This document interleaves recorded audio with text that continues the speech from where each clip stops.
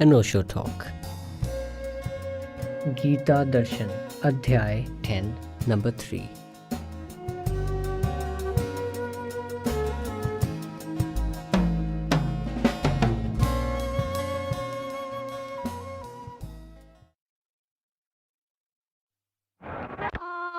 विभूति योगं च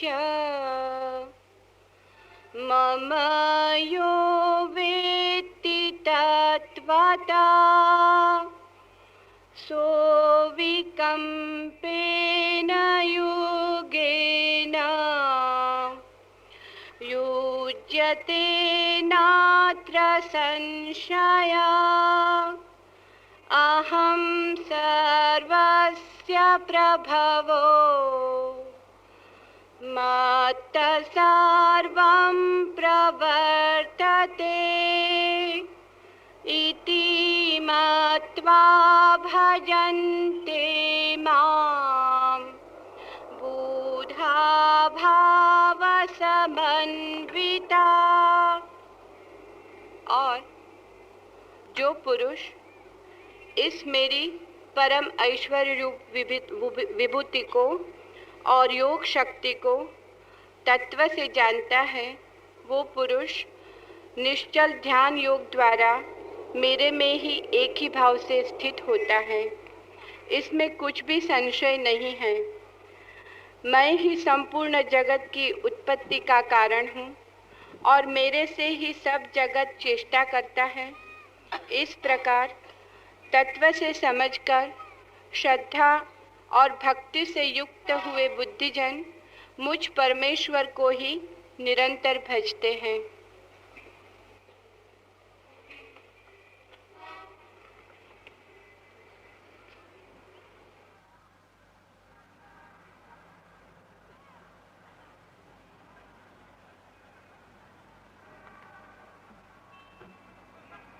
और जो पुरुष इस मेरी परम ऐश्वर्यपूर्ण विभूति को और योग शक्ति को तत्व से जानता है, वह पुरुष निश्चल ध्यान योग द्वारा मेरे में ही एक ही भाव से स्थित होता है। इसमें कुछ भी संशय नहीं। इस सूत्र में प्रवेश के लिए कुछ बातें प्राथमिक रूप से समझें।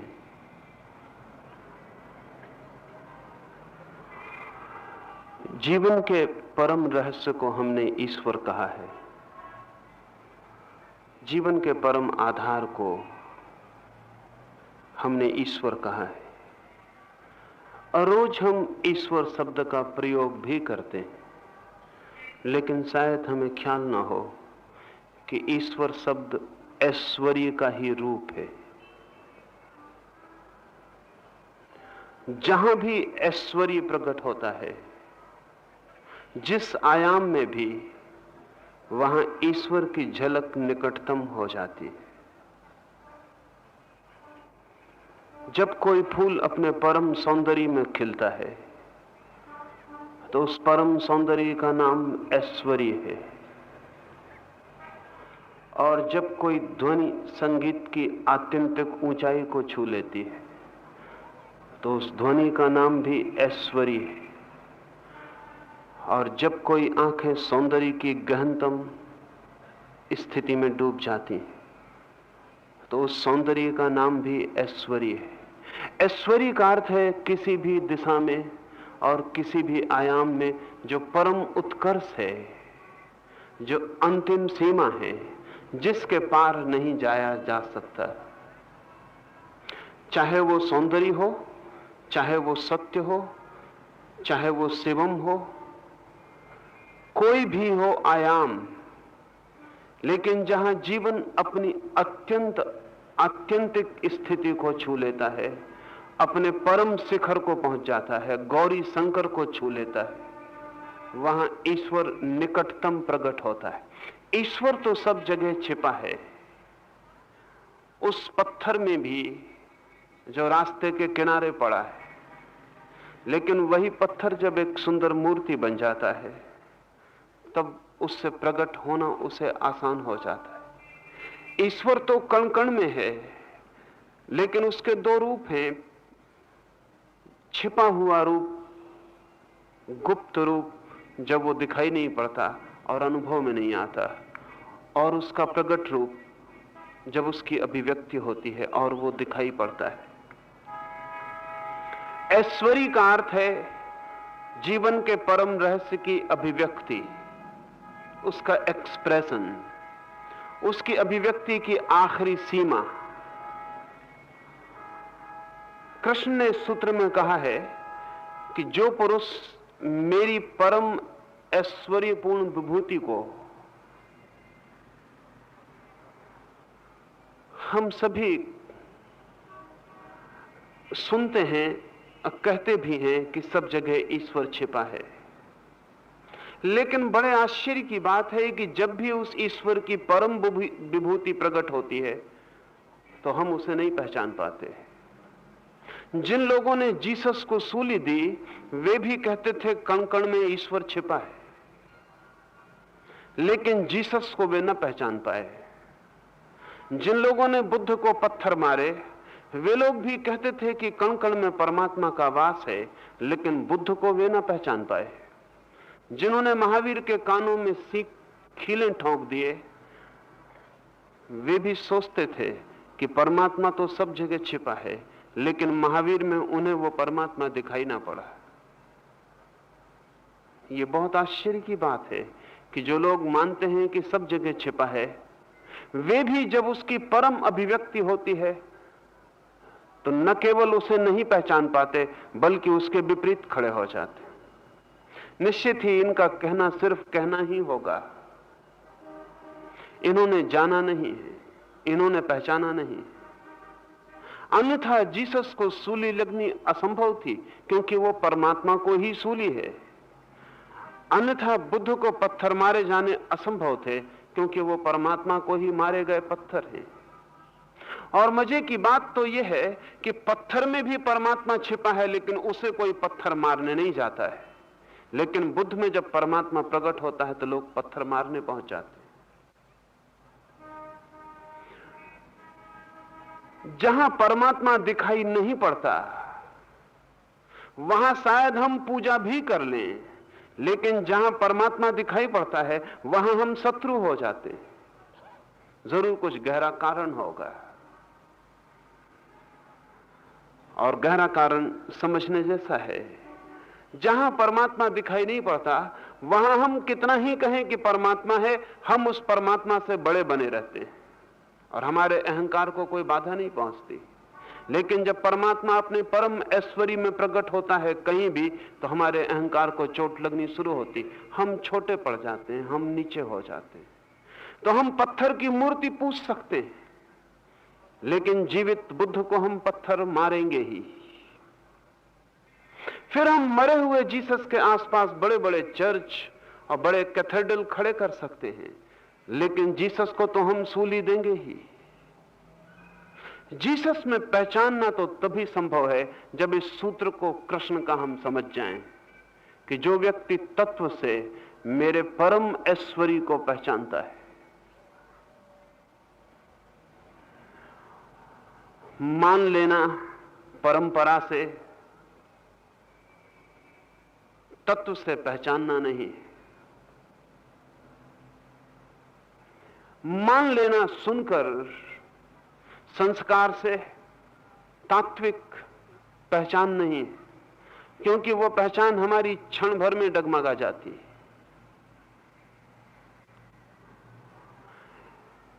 और सबसे ज्यादा वहां डगमगाती है जहां परमात्मा का ऐश्वर्य प्रकट होता है। कृष्ण को आज भगवान मान लेना बहुत आसान है, कृष्ण की मौजूदगी में भगवान मानना बहुत कठिन था। कृष्ण की गैर मौजूदगी में भगवान मान लेने में कोई अड़चन नहीं है, क्योंकि हमारे अहंकार को कोई भी पीड़ा, कोई तुलना नहीं होती। लेकिन कृष्ण की मौजूदगी में भगवान मानना बहुत कठिन है। शायद अर्जुन भी मन के किसी कोने में कृष्ण को भगवान नहीं मान पाता होगा। शायद अर्जुन के मन में भी कहीं न कहीं किसी अंधेरे में छिपी हुई ये बात होगी कि कृष्ण आखिरकार मेरे सखा हैं, मेरे मित्र हैं, और फिलहाल तो मेरे सारथी। किन्हीं ऊंचाई के क्षणों में मन के भला लगता हो कि कृष्ण अद्वितीय हैं, लेकिन अहंकार के क्षण में तो लगता होगा मेरे ही जैसे हैं। अगर अर्जुन भी मान पाता कि कृष्ण भगवान हैं, तो शायद इतनी चर्चा की कोई जरूरत भी न थी। इतना समझाना पड़ रहा है उसे कृष्ण को, उसका कारण यही है। उसका कारण यही है, कृष्ण जो कह रहे हैं इसके लिए भी कृष्ण को तर्क देने पड़ रहे हैं, क्योंकि अर्जुन की समझ कृष्ण जो कह रहे हैं वो परमात्मा का वचन है ऐसी नहीं है, एक मित्र की सलाह है। तो विवाद जरूरी है, चर्चा जरूरी है, और राजी हो जाए चर्चा से तो ठीक है, मान भी लेगा। लेकिन परमात्मा की आवाज हो तो फिर सोचने विचारने का उपाय नहीं रह जाता, फिर सोचना विचारना गिर ही गया। कृष्ण से अर्जुन का यह कहना महत्वपूर्ण है कि जो मेरे परम ऐश्वर्य को तत्व से जान पाता है, यह परम ऐश्वर्य बहुत रूपों में प्रकट होता है। अगर ठीक से समझें तो ऐश्वर्य के सभी रूप परमात्मा के रूप हैं, और जहां भी श्रेष्ठ कर दिखाई पड़े, दिशा वो कोई भी हो, वहां परमात्मा पारदर्शी हो जाता है। चाहे कोई एक संगीतज्ञ अपने संगीत की ऊंचाई को छूता हो, और चाहे कोई एक चित्रकार अपनी कला की अंतिम सीमा को स्पर्श करता हो, चाहे कोई बुद्ध अपने मौन में डूबता हो, चाहे कोई भी हो दिशा, जहां भी अभिजात्य है, जहां भी जीवन किसी अभिजात्य को छूता है, वहीं परमात्मा अपनी सघनता में प्रकट होता है और पारदर्शी हो जाता है, ट्रांसपेरेंट हो जाता है। नीचे भी वही है, हमारे पैरों के नीचे भी जो जमीन है वहां भी वही है, लेकिन वहां उसे देखना बहुत मुश्किल होगा। वहां हम मान भी लें तो भी देखना मुश्किल होगा। आसान होगा कि हम आंखें उठाएं और आकाश के तारों की विभूति में उसे देखें, वहां आसान होगा, लेकिन हमें कठिनाई है। हम पैर के नीचे की जमीन में मान लें, लेकिन आकाश के तारों में मानना बहुत मुश्किल हो जाता है। जो भी हमसे ऊपर है उसे मानना बहुत मुश्किल हो जाता है। जो हमसे नीचे है उसे हम मान भी लें, क्योंकि उसे मानकर भी हम ऊपर बने रहते हैं।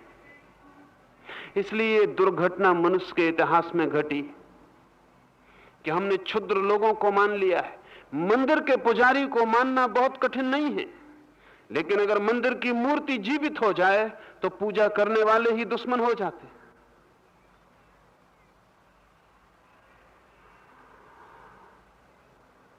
दोस्तोयेवस्की ने एक छोटी सी कथा लिखी है।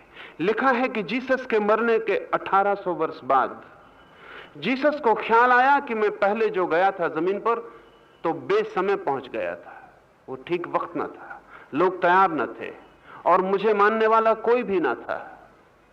मैं अकेला ही पहुंच गया था और इसलिए मेरी दुर्दशा हुई, और इसलिए लोग मुझे स्वीकार भी ना कर पाए, समझ भी ना पाए, और लोगों ने मुझे सूली दी क्योंकि लोग मुझे पहचान ही ना सके। अब ठीक वक्त है, अगर मैं अब वापस जमीन पर जाऊं तो आधी जमीन तो ईसाइयत के हाथ में है। हर गांव में मेरा मंदिर है, जगह जगह मेरे पुजारी हैं, जगह जगह मेरे नाम पर घंटी बजती है और जगह जगह मेरे नाम पर मोमबत्तियां जलाई जाती हैं। आधी जमीन मुझे स्वीकार करती है, अब ठीक वक्त है मैं जाऊं। और जीसस ये सोचकर एक रविवार की सुबह बेथलहम उनके जन्म के गांव में वापस उतरे। सुबह है, रविवार का दिन है, लोग चर्च से बाहर आ रहे हैं, प्रार्थना पूरी हो गई है और जीसस एक वृक्ष के नीचे खड़े हो गए हैं। उन्होंने सोचा है कि आज वो अपनी तरफ से न कहेंगे कि मैं जीसस क्राइस्ट हूं, क्योंकि पहले एक दफा कहा था बहुत चिल्ला के कहा था कि मैं जीसस क्राइस्ट हूं, मैं ईश्वर का पुत्र हूं, मैं तुम्हारे लिए संदेश लेकर आया परम जीवन का, और जो मुझे समझ लेगा वो मुक्त हो जाएगा, क्योंकि सत्य मुक्त कर देता है। लेकिन इस बार अब तो वे लोग मुझे वैसे ही पहचान लेंगे। घर घर में तस्वीर है, अब तो कोई जरूरत ना होगी मुझे घोषणा करने की। वे चुपचाप खड़े रहे। लोगों ने पहचाना जरूर, लेकिन गलत ढंग से पहचाना। भीड़ इकट्ठी हो गई और लोग हंसने लगे और मजाक करने लगे, और किसी ने कहा कि बिल्कुल बंठन के खड़े हो, बिल्कुल जीसस जैसे ही मालूम पड़ते हो। खूब स्वांग रचा है, अभिनेता कुशल हो, जरा भी भूल चूक निकालनी मुश्किल है। जीसस को कहना ही पड़ा कि तुम गलती कर रहे हो, मैं कोई अभिनय नहीं कर रहा हूं, मैं वही जीसस क्राइस्ट हूं जिसकी तुम पूजा करके बाहर आ रहे हो। तो लोग हंसने लगे और उन्होंने कहा कि जल्दी हो कि तुम यहां से भाग जाओ, इसके पहले कि मंदिर का प्रधान पुरोहित बाहर निकले, नहीं तो तुम मुसीबत में पड़ोगे। और रविवार का दिन है, चर्च में बहुत लोग आए हुए हैं, व्यर्थ तुम्हारी मारपीट भी हो जा सकती, तुम भाग जाओ। जीसस ने कहा क्या कहते हो, ईसाई होकर? पहली दफे जब मैं आया था तो यहूदियों के बीच में आया था, कोई ईसाई न था, तो मुझे कोई पहचान ना सका, ये स्वाभाविक था। लेकिन तुम भी मुझे नहीं पहचान पा रहे हो। और तभी पादरी आ गया, चर्च के बाहर और लोग आ गए और बाजार में भीड़ लग गई। जीसस पे जो लोग हंस रहे थे वो जीसस के पादरी के चरणों में झुक झुक के नमस्कार करने लगे। लोग जमीन पर लेट गए। बड़ा पादरी, बड़ा पुरोहित मंदिर के बाहर आया था। जीसस बहुत चकित हुए। फिर भी जीसस के मन में एक आशा थी कि लोग भला न पहचान पाएं, लेकिन मेरा पुजारी तो पहचान ही लेगा। लेकिन पादरी से जब लोग उसके चरण छू चुके, उसने आंखें ऊपर उठा के देखी तो कहा कि बदमाश को पकड़ो और नीचे उतारो। ये कौन शरारती आदमी? जीसस एक बार आ चुके और अब दोबारा आने का कोई सवाल नहीं। लोगों ने जीसस को पकड़ लिया। जीसस को 1800 साल पहले का ख्याल आया, ठीक ऐसे ही वो तब भी पकड़े गए थे, लेकिन तब पराये लोग थे और तब समझ में आता था, लेकिन अब अपने ही लोग पकड़ेंगे ये भरोसे के बाहर था। और जीसस को जाके चर्च की एक कोठरी में ताला लगा के बंद कर दिया गया। आधी रात किसी ने दरवाजा खोला, कोई छोटी सी लालटेन को लेकर भीतर प्रविष्ट हुआ। जीसस ने उस अंधेरे में थोड़े से प्रकाश में देखा, पादरी है, वही पुरोहित। उसने लालटेन एक तरफ रखी, दरवाजा बंद करके ताला लगाया, फिर जीसस के चरणों में सिर रखा और कहा कि मैं पहचान गया था, लेकिन बाजार में मैं नहीं पहचान सकता हूं। तुम हो पुराने उपद्रवी। हमने 1800 साल में किसी तरह व्यवसाय ठीक से जमाया है, अब सब ठीक चल रहा है, तुम्हारी कोई जरूरत नहीं, हम तुम्हारा काम कर रहे हैं। तुम हो पुराने उपद्रवी, अगर तुम वापस आए तो तुम सब अस्त व्यस्त कर दोगे। तुम हो पुराने अराजक, तुम फिर सत्य की बातें कहोगे और सब नियम भ्रष्ट हो जाएंगे, और तुम फिर परम जीवन की बात कहोगे और लोग स्वच्छंद हो जाएंगे। हमने सब ठीक ठीक जमा लिया है, अब तुम्हारी कोई भी जरूरत नहीं है। अब तुम्हें कुछ भी करना हो तो हमारे द्वारा करो। हम तुम्हारे और मनुष्य के बीच की कड़ी है, तो मैं तुम्हें भीड़ में नहीं पहचान सकता हूं। और अगर तुमने ज्यादा गड़बड़ की तो मुझे वही करना पड़ेगा जो 1800 साल पहले दूसरे पुरोहितों ने तुम्हारे साथ किया था। हम मजबूर हो जाएंगे तुम्हें सूली पर चढ़ाने को।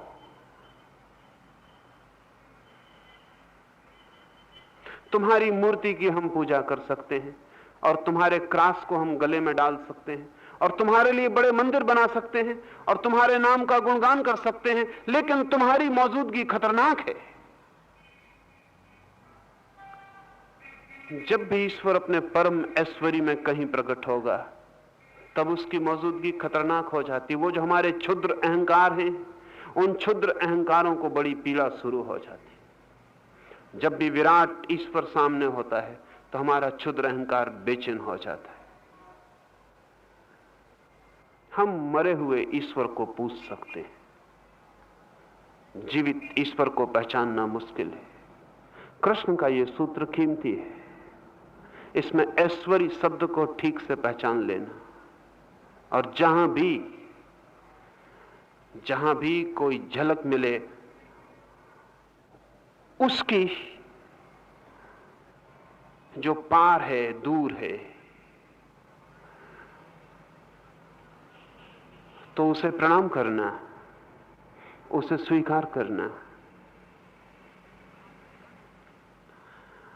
पदार्थ में भी झलक मिलती है उसकी। फूल पदार्थ ही है, लेकिन जीवंत होकर जब खिलता है तो पदार्थ के पार जो है उसकी खबर आती है उसमें। वीणा भी पदार्थ है, लेकिन जब कोई गहरे प्राणों से उसके तारों को छूता है तो उन स्वरों में भी उसका ही स्वर आता है। जहां भी कोई चीज श्रेष्ठता को छूती है, अभिजात्य को छूती है, वहीं उसकी झलक मिलनी शुरू हो जाती। लेकिन उतनी ऊंची आंखें उठाना हमें बड़ा मुश्किल है। मंसूर को सूली लगी और मंसूर के लोगों ने हाथ पैर काट डाले, क्योंकि मंसूर ने कहा कि मैं परमात्मा हूं।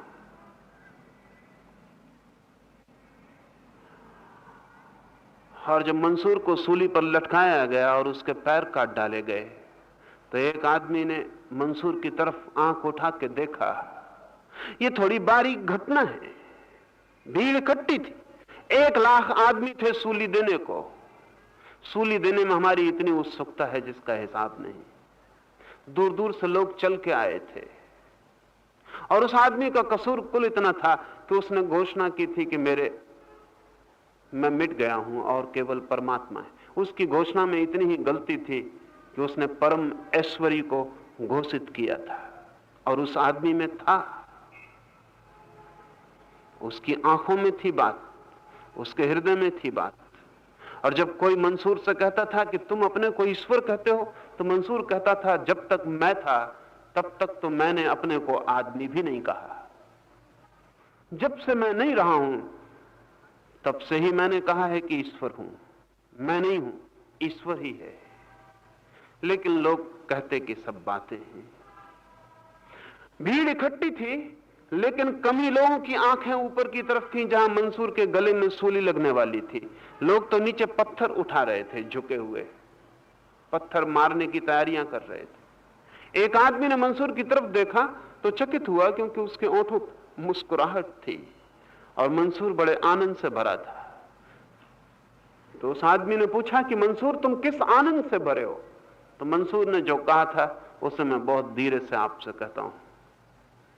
मंसूर ने कहा, मैं इसलिए खुश हो रहा हूं कि शायद मुझे देखने को ही तुम्हारी आंखें थोड़ा ऊपर उठ सके। सूली लंबी है, शायद मुझे देखने को ही तुम्हारी आंखें थोड़ी ऊपर उठ सके।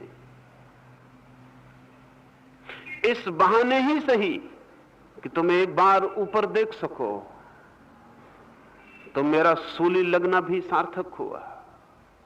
लेकिन पता नहीं वे लोग समझ पाए कि नहीं समझ पाए, क्योंकि ये तो बड़ी प्रतीक की बात थी। हम ऊपर देखने के आदी ही नहीं हैं। हमारी आंखें जमीन में गड़ गई, हमारी आंखें जमीन की कशिश से बंध गई। ऊपर उठाने में हमें आंखों को बड़ी पीड़ा होती है। क्षुद्र को देखकर हम बड़े प्रसन्न होते हैं, उससे हमारी बड़ी सजातीयता है।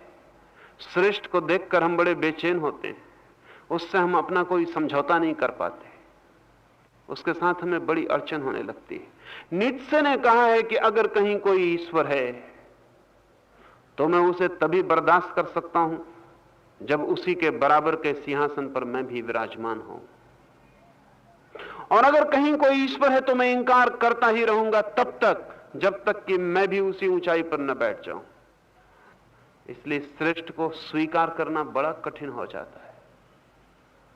यही तो कठिनाई है। अगर कोई आदमी आपसे आकर कहे कि फला आदमी असाधु है, बेईमान है, चोर है, तो हम बड़ी प्रफुल्लता से स्वीकार कर लेते हैं।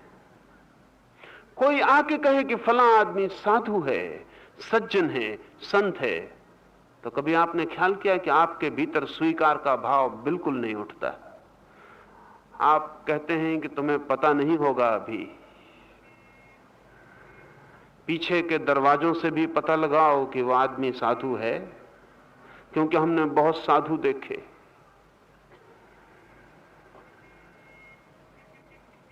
तुमने सुन लिया होगा किसी से, कोई दलाल, कोई एजेंट तुम्हें मिल गया होगा साधु का, उसने तुमसे प्रशंसा कर दी, जरा सावधान रहना, इस तरह के जाल में मत फंस जाना। अगर हम ये ना भी कहें तो ये भाव हमारे भीतर होता है। अगर ये भाव हमें पता भी ना चले तो भी हमारे भीतर होता है।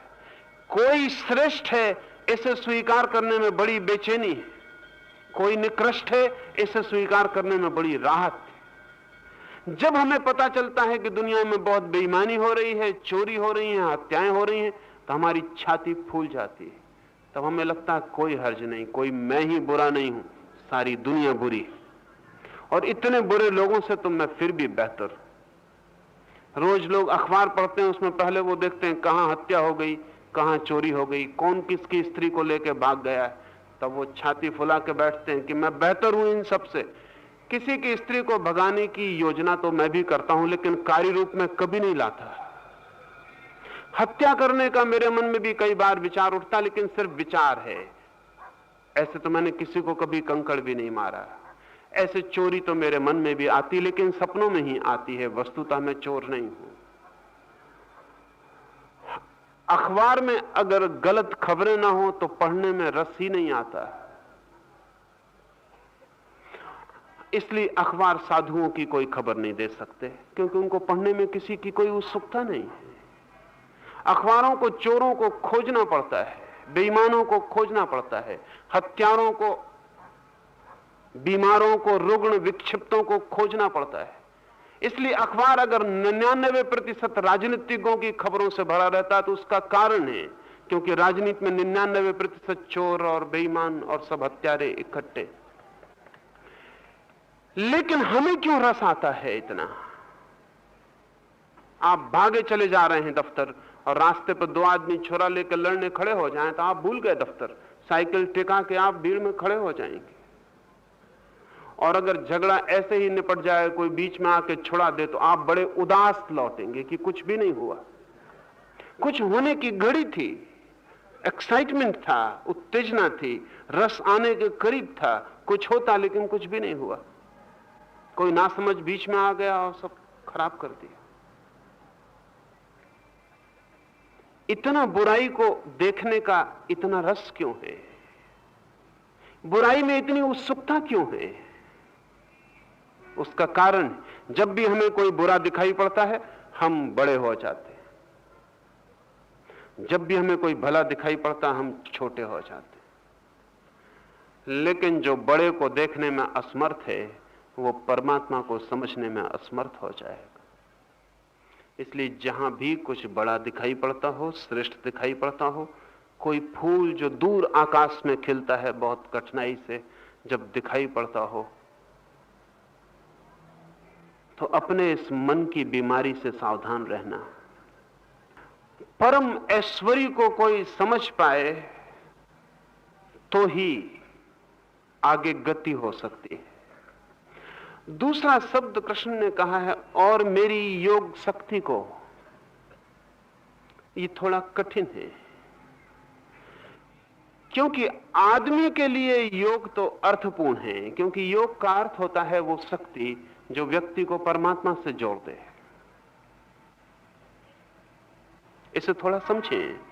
योग का अर्थ है आदमी के लिए, क्योंकि योग का अर्थ है वो जोड़ने वाली शक्ति जो परमात्मा से जोड़ दे व्यक्ति को, जो क्षुद्र को विराट से जोड़ दे, जो बूंद को सागर से जोड़ दे।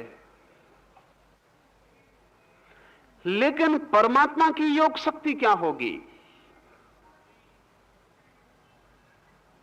आदमी की योग की प्रक्रिया समझ में आती है कि आदमी योग साधे और परमात्मा को उपलब्ध हो जाए, लेकिन परमात्मा की तरफ से योग शक्ति क्या होगी?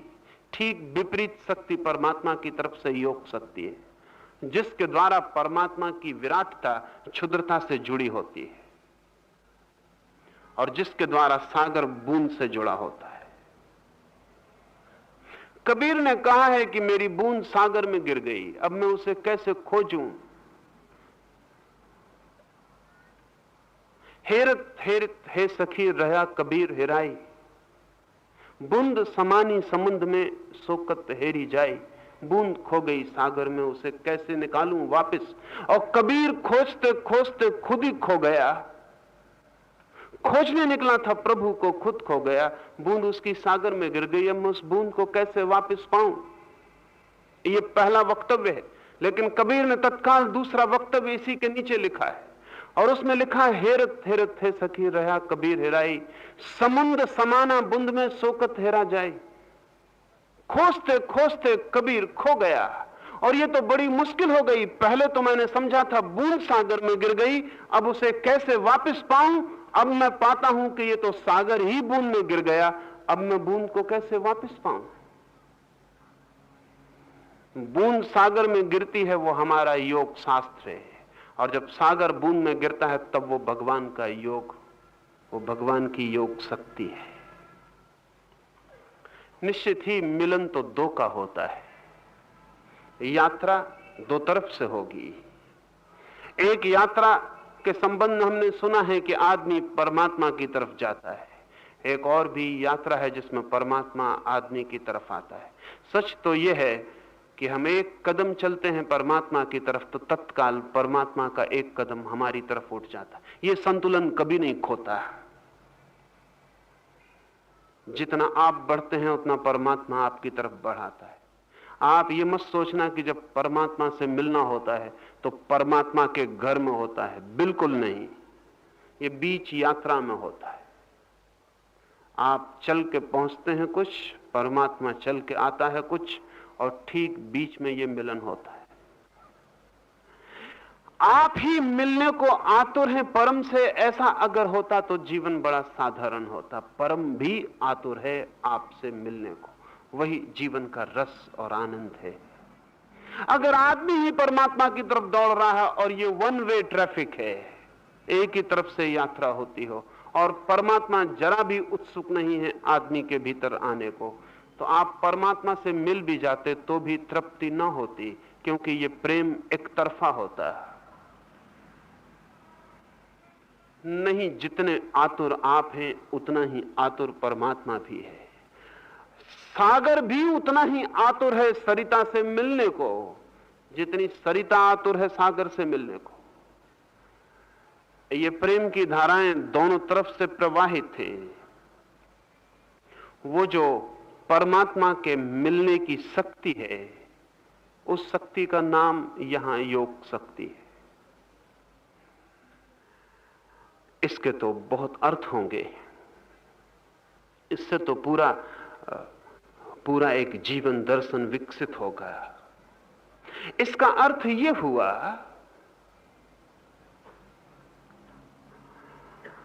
कि जब आप परमात्मा की तरफ चलते हैं, सूफी फकीरों में कहावत है कि उसे खोजने तब तक कोई नहीं निकलता जब तक वो खुद ही उसे खोजने ना निकल आया हो। कहावत है कि परमात्मा की तरफ तब तक कोई नहीं चलता जब तक कि परमात्मा ने ही साधक की तरफ चलना शुरू न कर दिया हो। कहावत है कि प्यास ही नहीं जगती जब तक उसकी पुकार ना आ गई हो। सूफी फकीर हुआ जुन्नून, इजिप्ट में हुआ। कहा है जुन्नून ने अपने संस्मरणों में कि जब मेरी मुलाकात हुई उस परम शक्ति से, प्रतीक कथा है कि जब मैं प्रभु से मिला तो मैंने प्रभु से कहा कि कितना तुझे मैंने खोजा।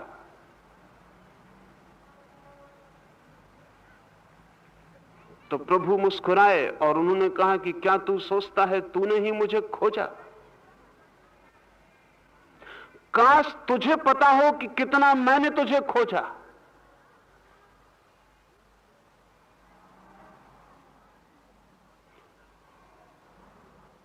और परमात्मा सत्य ने जुन्नून को कहा कि तूने मुझे खोजना ही तब शुरू किया जब मैं तुझे खोजना शुरू कर चुका था, क्योंकि अगर मैं ही तुझे खोजने न निकलूं तो तू मुझे खोजने में कभी समर्थ ना हो सकेगा। अज्ञानी कैसे खोज पाएगा? नासमझ कैसे खोज पाएंगे? जिन्हें कुछ भी पता नहीं है, जिन्हें यह भी पता नहीं है कि वे खुद कौन हैं, वे कैसे खोज पाएंगे?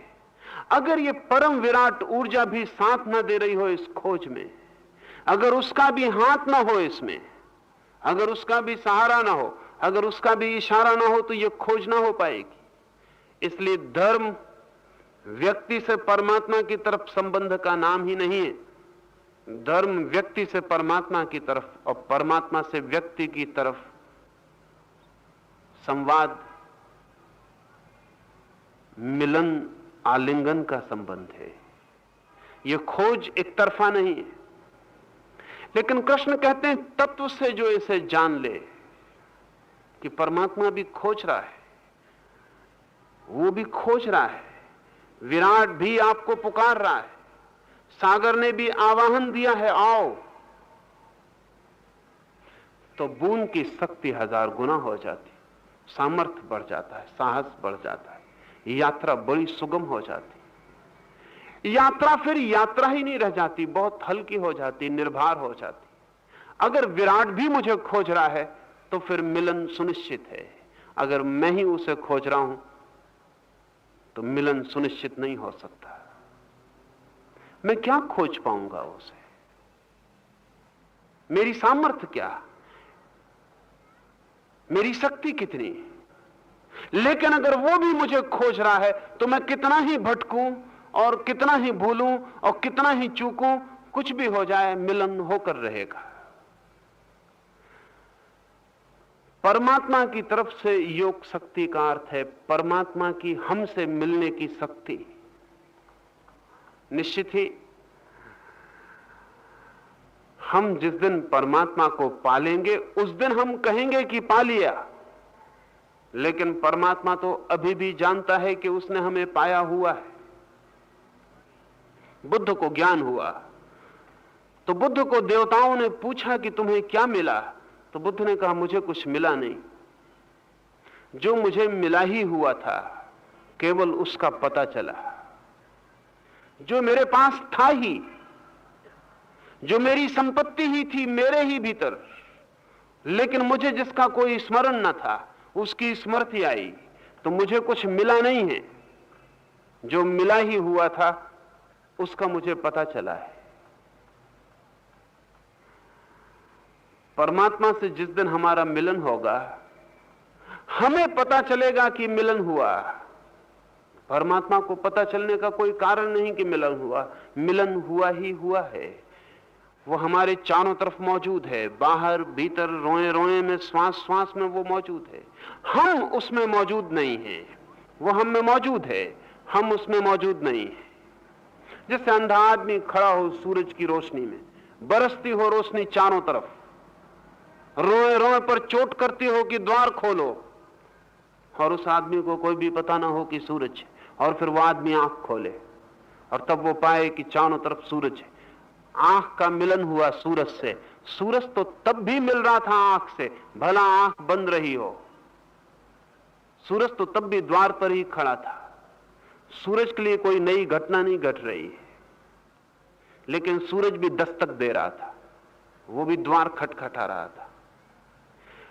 परमात्मा के लिए तो हम उसके ही भीतर हैं, लेकिन वो हमारे भीतर नहीं है। जब मैं कहता हूं वो हमारे भीतर नहीं है तो ये कोई अस्तित्वगत वक्तव्य नहीं है। जब मैं कहता हूं वो हमारे भीतर नहीं है तो इसका कुल इतना मतलब हुआ कि वो तो हमारे भीतर है, लेकिन हमें उसके भीतर होने का कोई भी पता नहीं है। ये ज्ञानगत वक्तव्य है। आपके खीसे में हीरा रखा है, आपको पता नहीं, आप सड़क पर भीख मांग रहे हैं। हीरे के होने और न होने में कोई फर्क नहीं। न होता तो भी आप भीख मांगते, है तो भी भीख मांग रहे हैं। आप भिखारी, हीरा आपकी जेब में पड़ा है। हीरा है या नहीं है बराबर है, उसके होने न होने का कोई भी बाजार के मूल्य में फर्क नहीं। लेकिन आपका हाथ खीसे में जाए, कोई आपको खीसे का पता बता दे, आप हाथ भीतर डालें, हीरा आपको मिल जाए, तो आप यही कहेंगे कि हीरा मुझे मिला। लेकिन ज्यादा उचित होगा कहना कि हीरा मेरे पास था, मुझे मिला ही हुआ था, सिर्फ मुझे पता नहीं था, मुझे स्मरण आया, मुझे पहचान आई, मैंने जाना कि हीरा है। कृष्ण का अर्थ है यहां कि जो पुरुष मेरी योग शक्ति को तत्व से जानता है वो निश्चिंत हो जाता है। वो जानता है कि परमात्मा में मैं स्थापित ही हूं, मिला ही हुआ हूं, उसका हाथ मेरे हाथ तक आ ही गया है, सिर्फ मुझे मेरे हाथ को बांधना है, सिर्फ मुझे मेरे हाथ को उसके हाथ में दे देना है। हाथ उसका दूर नहीं है, उसकी हृदय की धड़कन मेरे हृदय की धड़कन ही, मेरे हृदय की धड़कन ही उसके हृदय की धड़कन भी है।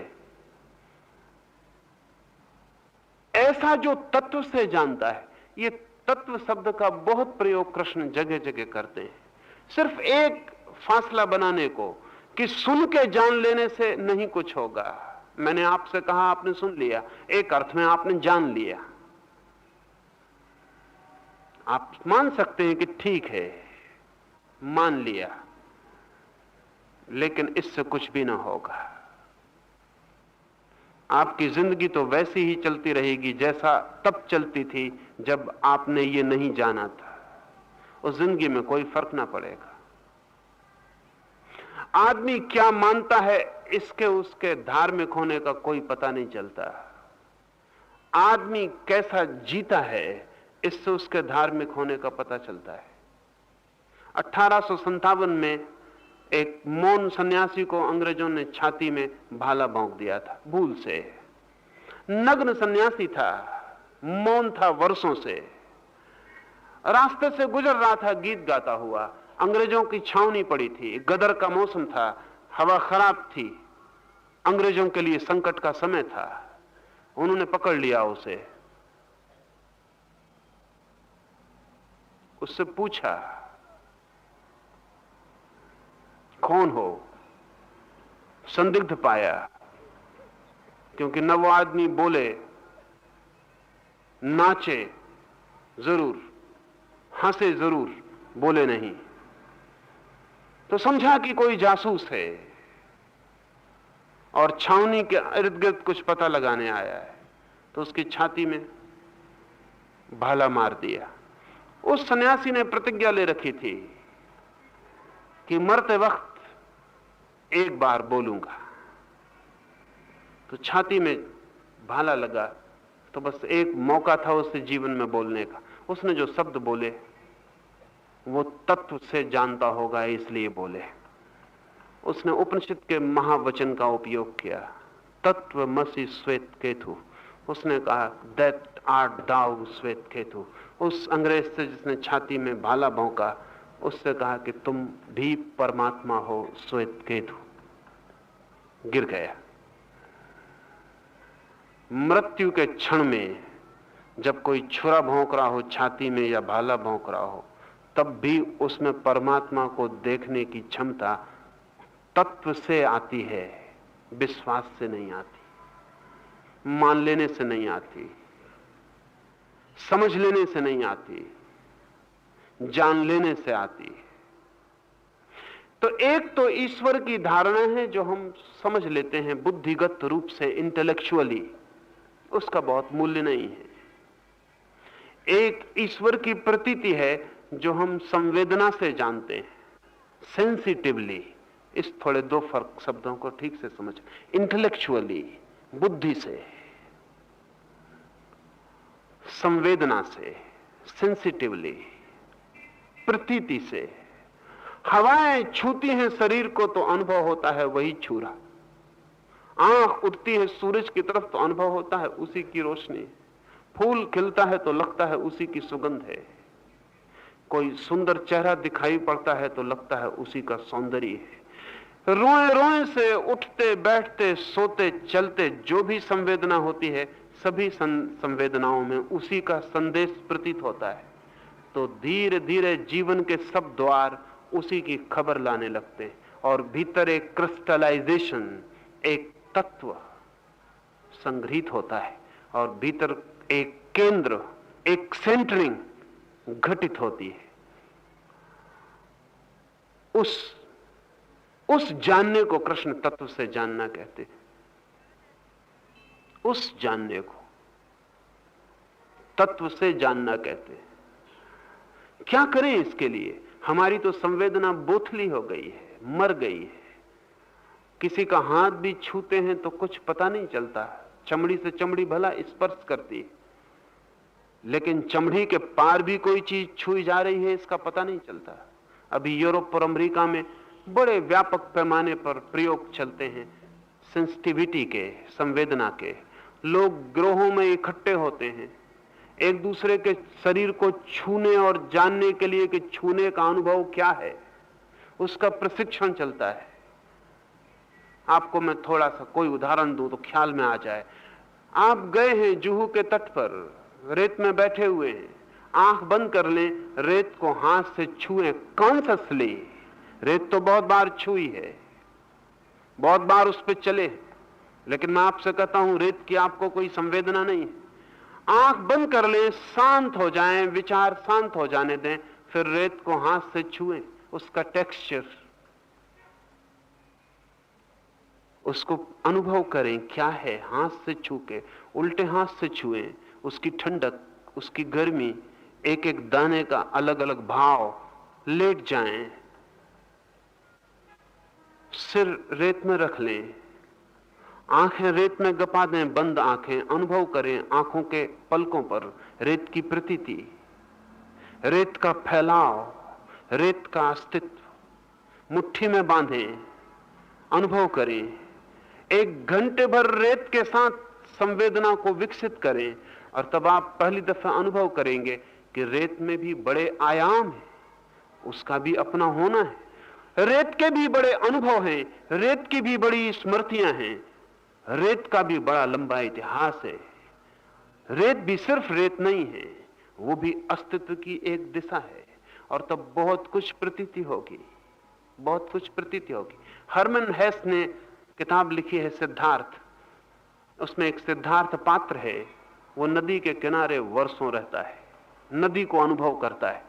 कभी नदी जोर में होती है, तूफान होता है, आंधी होती है, तब नदी का एक रूप प्रकट होता है। कभी नदी शांत होती है, मौन होती है, लीन होती है अपने में, लहर भी नहीं हिलती, तब नदी का एक और ही रूप होता है।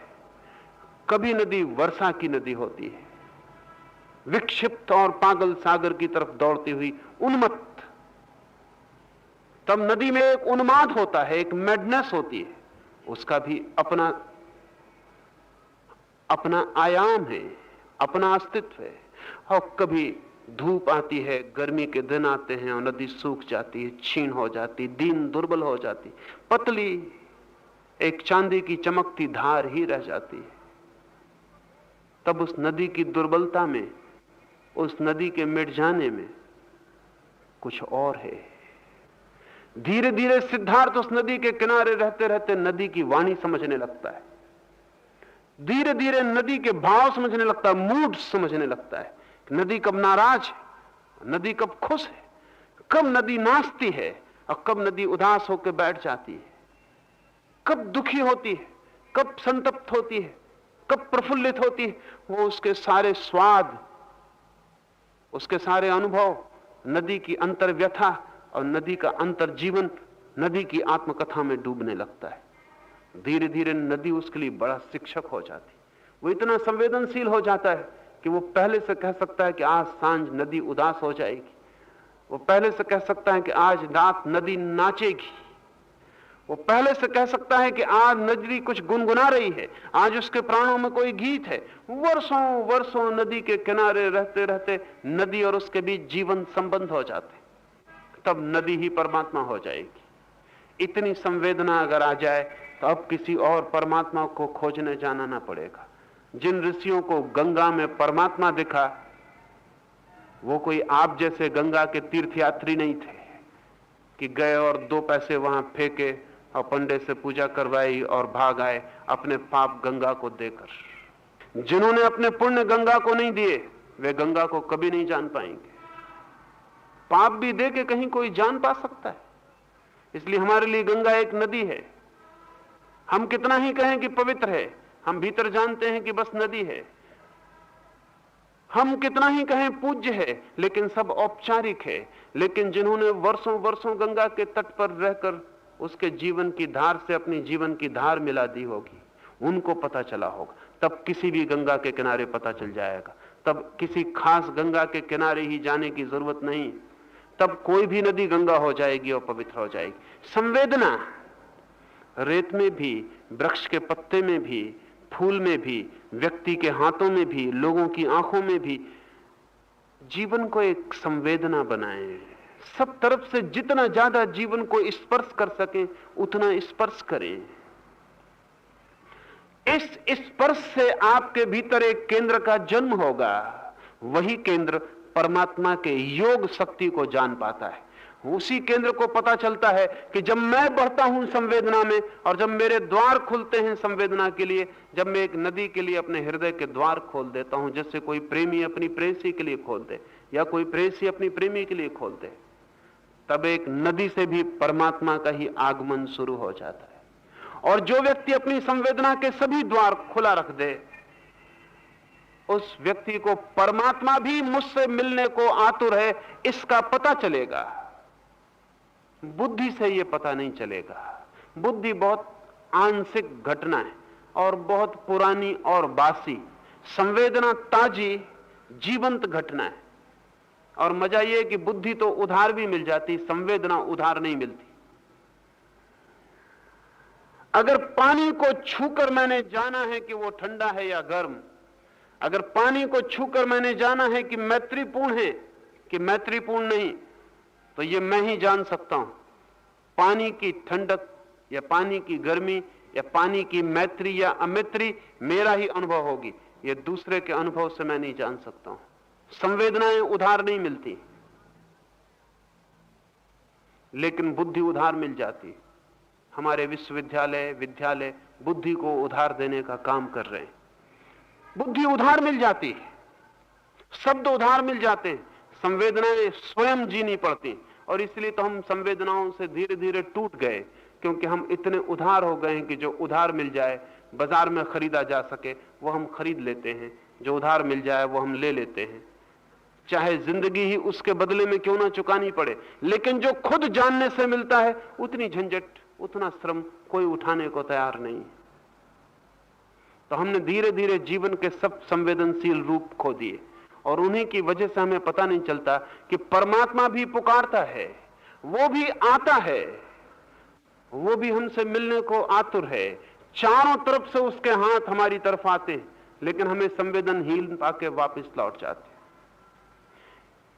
परमात्मा की योग शक्ति का अर्थ आपको तभी पता चलना शुरू होगा जब आप उसके मिलन की संभावनाएं जहां जहां हैं वहां वहां अपने हृदय को खोलें।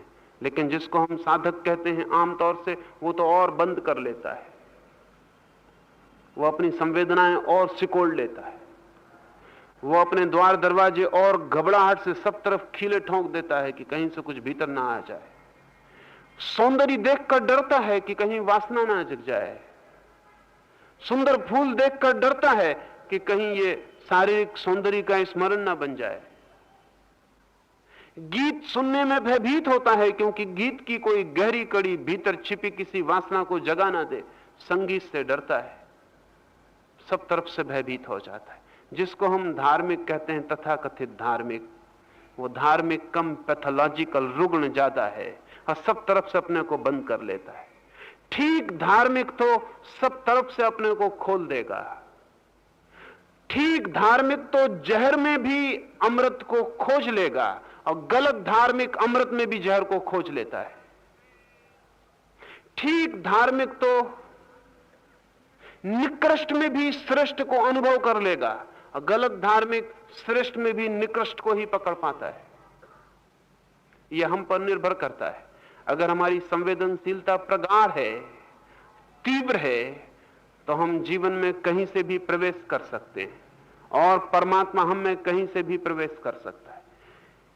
परमात्मा की विभूति, उसका ऐश्वर्य हमारे स्मरण में हो, हम उसके ऐश्वर्य को स्वीकार करने की क्षमता जुटाएं, इतने विनम्र हों तो उसके ऐश्वर्य को स्वीकार कर सके, और इतने संवेदनशील हों कि उसकी जो योग शक्ति है वो भी हमारी प्रतीति का विषय बन सके। तो कृष्ण ने कहा है, वह पुरुष निश्चल ध्यान योग द्वारा मेरे में ही एक ही भाव से स्थित होता है, इसमें कुछ भी संशय नहीं।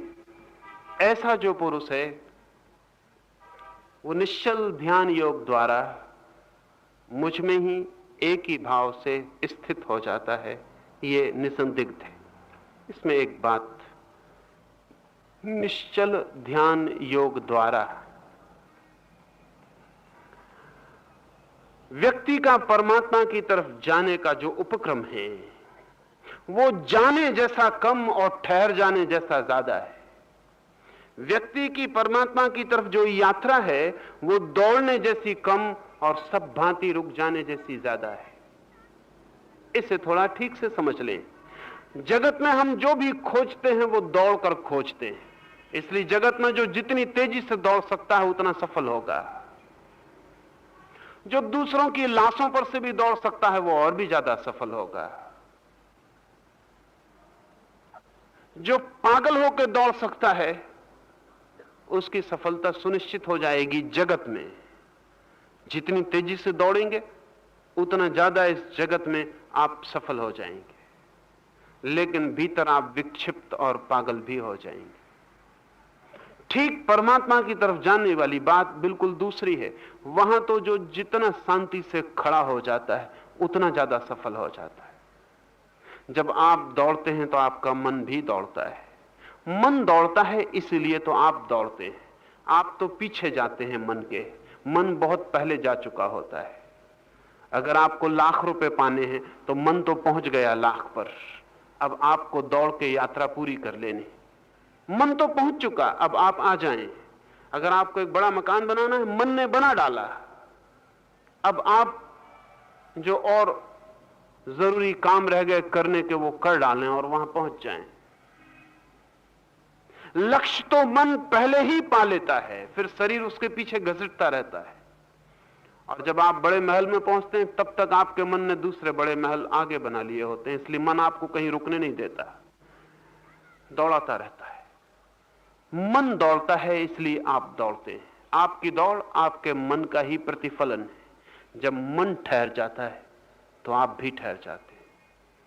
परमात्मा में जिसे जाना है उसे संसार से ठीक उल्टा उपक्रम पकड़ना पड़ता है, उसे ठहर जाना पड़ता है, उसे रुक जाना पड़ता है। निश्चल ध्यान योग का अर्थ है मन की ऐसी अवस्था जहां कोई दौड़ नहीं है, मन की ऐसी अवस्था जहां कोई भविष्य नहीं है, मन की ऐसी अवस्था जहां कोई लक्ष्य नहीं है, मन की ऐसी अवस्था कि मन कहीं आगे नहीं गया है, यही है अभी इसी क्षण, कहीं नहीं गया है। इसका नाम है निश्चल ध्यान योग। आमतौर से लोग सोचते हैं ध्यान का मतलब है परमात्मा पर ध्यान लगाना। अगर आपने परमात्मा पर ध्यान लगाया तो परमात्मा तो बहुत दूर है।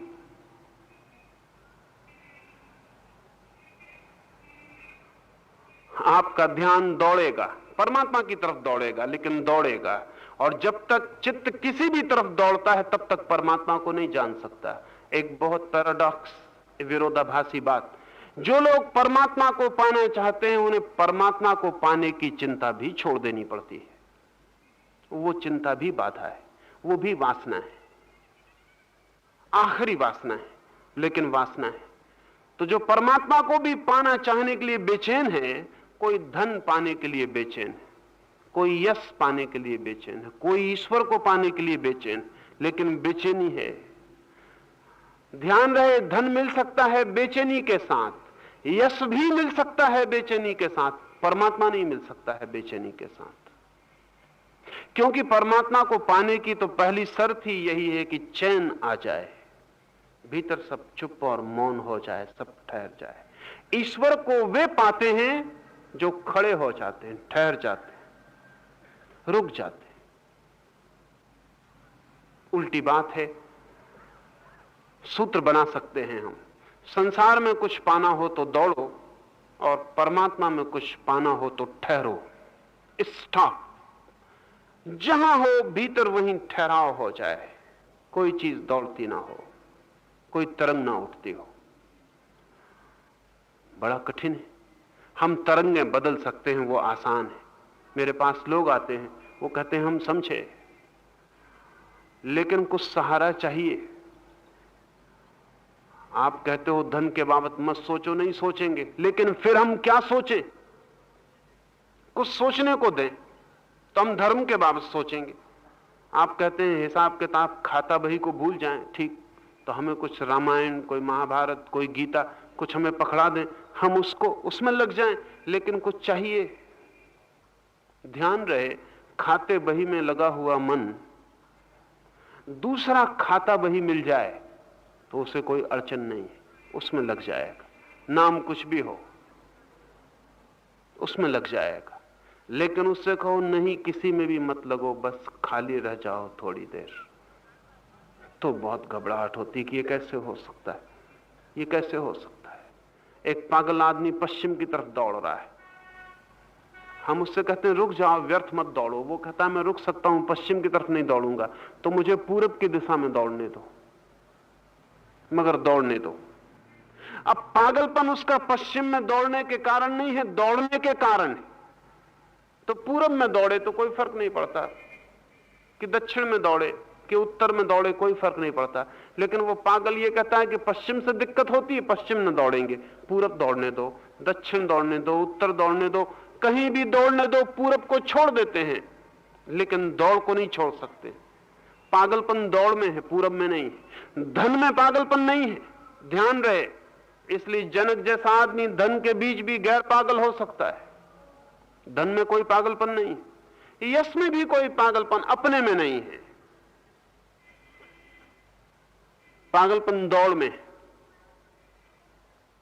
धन का पागल जब कभी कभी धन से ऊब जाता है, और सभी चीजों से जिंदगी में हम ऊब जाते, धन हो गया, दौड़ भी हो गई, तो वो कहता आप धर्म के लिए दौड़ेंगे, लेकिन दौड़ेंगे जरूर। दुनिया के तर्क अंत तक पीछा करते हैं। दौड़ एक तर्क है कि सब चीजें दौड़ के पाई जा सकती हैं। कोई चीज ऐसी भी है जो दौड़ छोड़ के पाई जा सकती है, वह हमारे तर्क का हिस्सा नहीं। परमात्मा अगर कहीं और होता तो आपको दौड़ के मिल जाता, लेकिन परमात्मा वही है जहां आप हैं, इसलिए दौड़ के वो नहीं मिलेगा। दूसरे को पाना हो तो दौड़ के पा सकते हैं, खुद को पाना हो तो दौड़ के कैसे पाइएगा? खुद को पाने के लिए दौड़ बिल्कुल बेमानी है, पागलपन की बात है। इसलिए ज़ेन फकीर हुआंगपो ने कहा है कि जो ईश्वर को खोजने निकलेगा वो खो देगा, निकलना ही मत खोजने। बुद्ध घर लौटे तो रविन्द्रनाथ ने एक बहुत व्यंग कथा लिखी है, एक व्यंग गीत लिखा है। बुद्ध घर लौटे, यशोधरा नाराज थी, छोड़कर भागकर चले गए थे। गुस्सा स्वाभाविक था, और बुद्ध इसीलिए घर लौटे कि उसको एक मौका मिल जाए, 12 वर्ष का लंबा क्रोध इकट्ठा है वो निकाल ले, तो एक ऋण ऊपर है वो भी छूट जाए। बुद्ध वापस लौटे तो रविन्द्रनाथ ने अपने गीत में यशोधरा से बुद्ध से पूछवाया, बुद्ध को बड़ी मुश्किल में डाल दिया। यशोधरा से पूछवाया है रविन्द्रनाथ ने, यशोधरा ने बुद्ध को बहुत बहुत उलाहने दिए और फिर कहा कि मैं तुमसे यह पूछती हूं कि तुमने जो घर से भाग कर पाया वो क्या घर में मौजूद नहीं था? बुद्ध बड़ी मुश्किल में पड़ गए। ये तो वे भी नहीं कह सकते कि घर में मौजूद नहीं था, और अब पाके तो बिल्कुल ही नहीं कह सकते। अब पाके तो बिल्कुल ही नहीं कह सकते। आज से 12 साल पहले यशोधरा ने अगर कहा होता कि तुम जिसे पाने जा रहे हो क्या वो घर में मौजूद नहीं, तो बुद्ध निश्चित कह सकते थे कि अगर मौजूद घर में होता तो अब तक मिल गया होता। नहीं है, इसलिए मैं खोजने जा रहा हूं। लेकिन अब तो पाने के बाद बुद्ध को भी पता है कि जो पाया है वो घर में भी पाया जा सकता था। तो बुद्ध बड़ी मुश्किल में पड़ गए। रविन्द्रनाथ तो बुद्ध को मुश्किल में देखना चाहते थे, इसलिए उन्होंने बात आगे नहीं चलाई। लेकिन मैं नहीं मानता हूं कि बुद्ध उत्तर नहीं दे सकते थे। वो रविन्द्रनाथ बुद्ध को दिक्कत में डालना चाहते थे, इसलिए बात यहीं छोड़ दी उन्होंने। यशोधरा ने पूछा और बुद्ध मुश्किल में पड़ गए। लेकिन निश्चित मैं जानता हूं कि अगर बुद्ध से ऐसा यशोधरा पूछती तो बुद्ध क्या कहते। बुद्ध ने निश्चित कहा होता कि मैं भली भांति जानता हूं कि जिसे मैंने पाया वो यहां भी पाया जा सकता है, लेकिन बिना दौड़े ये पता चलना मुश्किल था कि दौड़ व्यर्थ है। ये दौड़ के पता चला, ये दौड़ के पता चला कि बेकार दौड़ रहे हैं, जिसे खोजने निकले थे वो यहीं मौजूद है। लेकिन बिना दौड़े ये भी पता नहीं चलता। दौड़ के भी पता चल जाए तो बहुत है। हम काफी दौड़ लिए फिर भी कुछ पता नहीं चलता। एक चीज चूकती ही चली जाती है, जो हम हैं, जो भीतर है, जो यहां और अभी है, वो हमें पता नहीं चलता। निश्चल ध्यान योग का अर्थ है दौड़ को छोड़ दें और कुछ घड़ी बिना दौड़ के हो जाएं। कुछ घड़ी भर, आधा घड़ी बिना दौड़ के हो जाएं। ध्यान का इतना ही अर्थ है। ध्यान का मतलब नहीं कि आप लेके आओ माला के साथ दौड़ने लगे, वो दौड़ है। एक गुड़िया हटाया, दूसरा हटाया, जल्दी हटाए, चक्कर लगाया माला का। लंबा दौड़ नहीं लगा रहे हैं आप, माला में चक्कर मार रहे हैं। छोटे बच्चे होते हैं ना, उनके कोने में खड़ा कर दो तो वहीं कूदते रहेंगे, वैसे माला वाला वही काम कर रहा है। छोटे बच्चे उनसे कहो मत दौड़ो, ठीक है, ऑन द स्पॉट वो वहीं उछल कूद करते रहेंगे। उछल कूद जो उनके भीतर चल रही थी वो जारी रहेगी। इससे कोई फर्क नहीं पड़ता कि जगह कितनी घेरी, एक छोटे से गोल घेरे में आदमी दौड़ सकता है। माला फेर रहा है, कोई बैठ के राम राम राम राम राम राम किए चला जा रहा है, लेकिन दौड़ जारी है। मैं ये नहीं कह रहा हूं कि आप माला मत फेरना, बुरा नहीं है। आधा घंटा माला फेरी, न मालूम कितने उपद्रव नहीं किए, वो भी काफी। अपनी जगह पे कूद रहे हैं, दूसरे के घर में नहीं कूदे, ये भी काफी है। मैं ये नहीं कह रहा कि आप माला मत फेरना जरूर, लेकिन मत ये समझ लेना कि वो ध्यान है, वो ध्यान नहीं है। मैं ये भी नहीं कह रहा कि आप राम राम मत करना, मजे से कर लेना, क्योंकि कुछ तो आप करेंगे ही, कुछ तो करेंगे ही, बिना किए तो रह नहीं सकते। तो किसी फिल्म स्टार का नाम लेने से राम राम का नाम लेना बहुत बेहतर है। कुछ तो कुछ भीतर चलेगा ही, खोपड़ी आपकी चुप रह नहीं सकती, तो ठीक है, राम प्यारा शब्द है, उसको दोहरा लेना, लेकिन उसे ध्यान मत समझ लेना। ध्यान का तो मतलब ही निश्चल ध्यान होता है। ध्यान का तो मतलब ही निश्चल हो जाना होता है। मन का बिल्कुल न दौड़ना, न माला में, न राम में, न स्वर्ग में, न मोक्ष में, कहीं भी न दौड़ना। मन का ठहर जाना, रुक जाना। एक क्षण को भी ऐसी घड़ी बन जाए, एक क्षण को भी ऐसा परम मुहूर्त आ जाए जब आपका मन कुछ भी ना कर रहा हो, कहीं भी ना जा रहा हो, गोइंग नोवेयर, वहीं रह गया हो जहां आप हैं। तो कृष्ण कहते हैं निश्चल ध्यान योग द्वारा मेरे में ही एक ही भाव से स्थित होता है। जैसे ही ये निश्चल ध्यान फलित होता है, वैसे ही व्यक्ति मुझ में एक ही भाव से स्थित हो जाता है। तब उसमें और मुझ में जरा भी फासला नहीं, तब उसके और मेरे बीच जरा भी दूरी नहीं। इसका मतलब हुआ दौड़ ही दूरी है। जितना आप दौड़ते हैं उतना ही आप दूर हैं। इसका अर्थ हुआ रुक जाना ही पहुंच जाना है। इसका अर्थ हुआ ठहर जाना ही मंजिल है।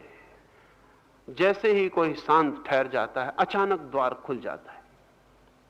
उस ठहरेपन में ही, उस शांत क्षण में ही वो एक हो जाता है परमात्मा से। द्वैत टूट जाता है, दुई मिट जाती है। एक ही भाव से स्थित होता है, इसमें कुछ भी संशय नहीं है। कृष्ण को न मालूम कितनी बार गीता में अर्जुन से कहना पड़ता है इसमें कुछ भी संशय नहीं। अर्जुन की आंख में संशय दिखाई पड़ता होगा बार बार, इसलिए वो कहते हैं इसमें कुछ भी संशय नहीं। ये अर्जुन के बाबत खबर है, क्योंकि कृष्ण इसे दोहराएं ये सार्थक नहीं है। इसको बार बार कहने की कोई जरूरत नहीं है कि इसमें कोई संशय नहीं, लेकिन अर्जुन की आंख में संशय दिखाई पड़ता होगा। अभी जब मैं कह रहा था, अगर उस वक्त आपकी आंखों के चित्र पकड़े जा सकें, जब मैं कह रहा था कि दौड़े मत, ठहर जाएं, एक क्षण को मन बिल्कुल रुक जाए, तो आप परमात्मा के साथ एक हो जाएंगे। उस वक्त अगर आपकी आंख के चित्र लिए जा सकें तो मुझे भी कहना पड़ेगा कि इसमें कोई भी संशय नहीं, क्योंकि आपकी आंख बता रही कि ये नहीं होने वाला, ये कैसे होगा। इतनी सरल बात कह रहे हैं आप, लेकिन ये बहुत कठिन है, ये रुकना हो नहीं सकता, मन तो चलता ही रहेगा। मन तो चलता ही रहेगा, वो रुकेगा ही नहीं, और उसके चलने के ढंग इतने अजीब हैं जिसका हिसाब नहीं। मुल्ला नसरुद्दीन अपने 3 मित्रों के साथ एक गुरु के पास गया था ध्यान सीखने। तो गुरु ने कहा कि एक काम करो, ध्यान तो बहुत दूर की बात है, सांझ हो गई है, सूरज ढल गया है, तुम एक घड़ी भर के लिए चुप बैठ जाओ चारों, 1 घंटे भर तुम बिल्कुल चुप रहना, फिर मैं तुमसे पीछे बात कर लूंगा। गुरु आंख बंद करके अपने ध्यान में चला गया। वो चारों बड़ी मुश्किल में पड़े। कुछ करने को दे देता तो ठीक था, कुछ करने को नहीं दिया और चुप बैठे रहना। 1-2-4 मिनट ही बीते होंगे। उनमें से एक ने कहा कि रात हो गई और दिया अब तक जला नहीं। दूसरे ने कहा कि क्या कर रहा है, मौन के लिए कहा है। तीसरे ने कहा कि दोनों ना समझ हो, मौन तोड़ दिया। नसरुद्दीन अब तक चुप था, वो खिलखिला के हंसा। उसने कहा कि सिर्फ मुझे छोड़ के और कोई भी मौन नहीं।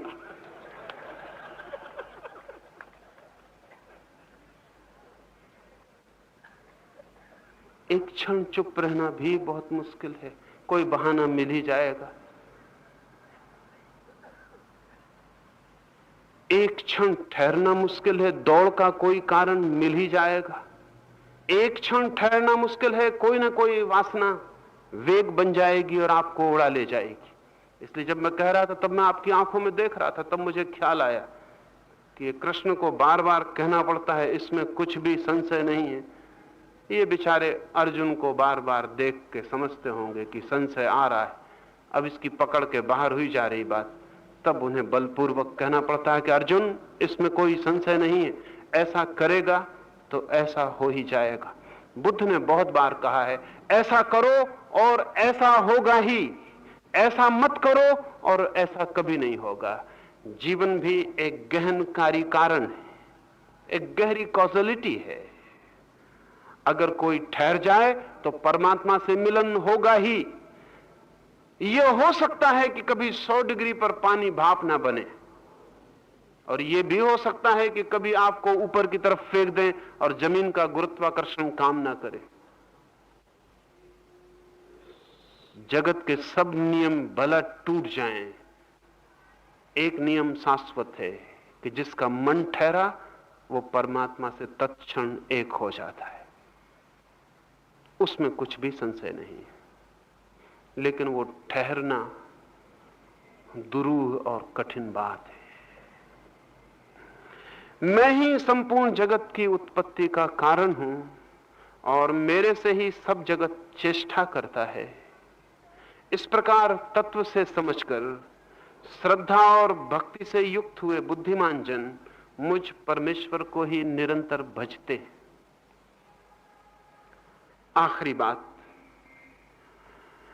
मैं ही कारण हूं समस्त अस्तित्व का, मुझसे ही सारा जगत चेष्टा करता है, मैं ही गति हूं।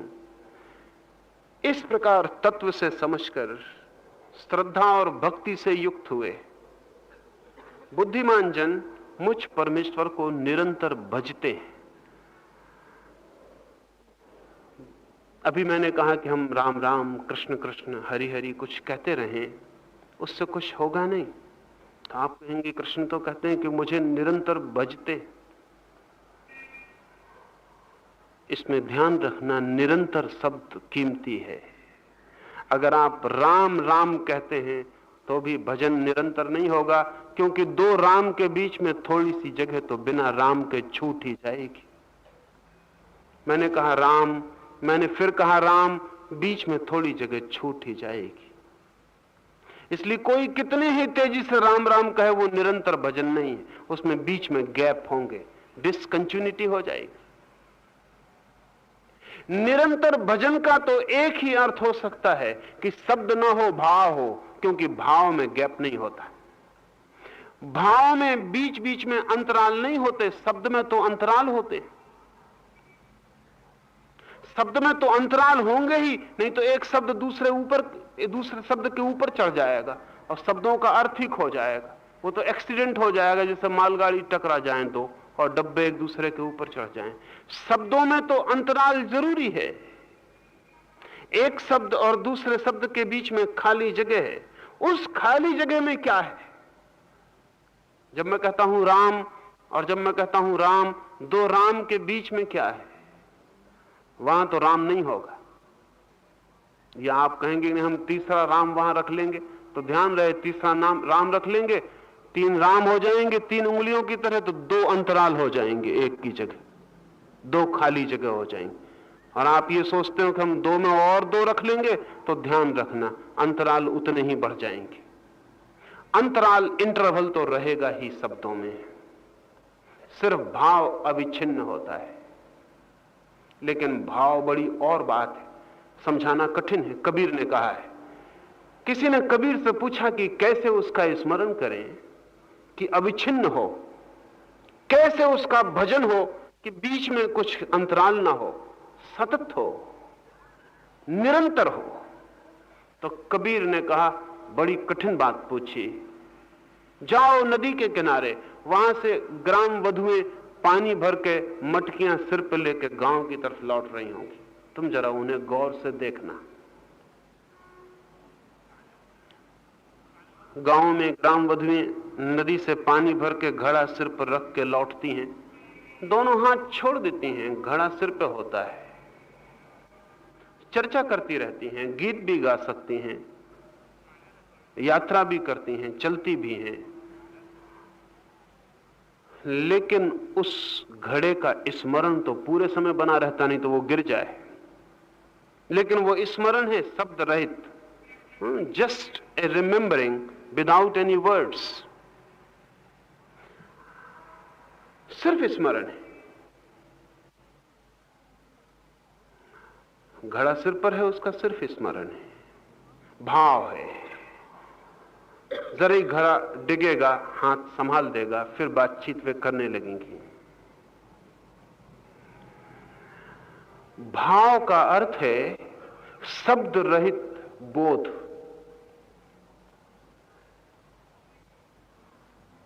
एक मां है, सो रही है, उसका बच्चा उसके पास सो रहा है। वैज्ञानिक चिंतक बड़े हैरान हुए, तूफान आ जाए, आकाश में बादल गड़गड़ाने लगे, बिजलियां कौंधने लगे, मां की नींद नहीं खुलती और बच्चा जरा सा हिले डुले, जरा सी आवाज कर दे और मां का हाथ बच्चे के ऊपर पहुंच जाता है। क्या मामला होगा? आकाश में बादल गरजते हो तो मां की नींद नहीं टूटती, और बच्चा जरा सा कुरमुर कर दे तो उसकी नींद टूट जाती है। तो मनोचिकित्सक सोचते थे बहुत की बात क्या होगी। तब ख्याल में आना शुरू हुआ कि कोई एक शब्द रहित स्मरण जो भीतर रात नींद में भी मौजूद रहता है, शब्द रहित स्मरण नींद में भी बना रहता है। वो जो प्रतीति है, कृष्ण उसी प्रतीति के लिए कह रहे हैं, श्रद्धा और भक्ति से युक्त हुए बुद्धिमान जन मुझ परमेश्वर को निरंतर भजते। निरंतर भजते हैं अर्थात निरंतर मेरे भाव में रहते हैं। भाव क्या है? भाव वो निश्चल ध्यान के द्वारा एकता की जो प्रतीति हुई है, उस प्रतीति को सतत बनाए रखते हैं। बनाए रखते हैं कहना ठीक नहीं, बनी रहती है। निश्चल ध्यान योग से जो प्रतीति होती, उस प्रतीति का स्मरण भीतर ऐसे ही बना रहता है जैसे श्वास चलती रहती। श्वास में भी गैप होते हैं, उसमें भी वो गैप नहीं होते। श्वास भी चलती है, फिर थोड़ी रुकती है, फिर निकलती है, उसमें भी अंतराल होते हैं, आना जाना होता है, लेकिन स्मरण सतत होता है। उस सतत भाव की दशा का नाम ही भक्ति है, और सतत भाव की दशा का नाम ही भजन है। आज इतना ही। 5 मिनट रुके, शायद उस भजन का कोई ख्याल यहां चलने वाले भजन से आ जाए। 5 मिनट रुकें, कोई उठे नहीं। जब मैं यहां से उठूं तभी आपको उठना है। 5 मिनट कीर्तन में सम्मिलित हो।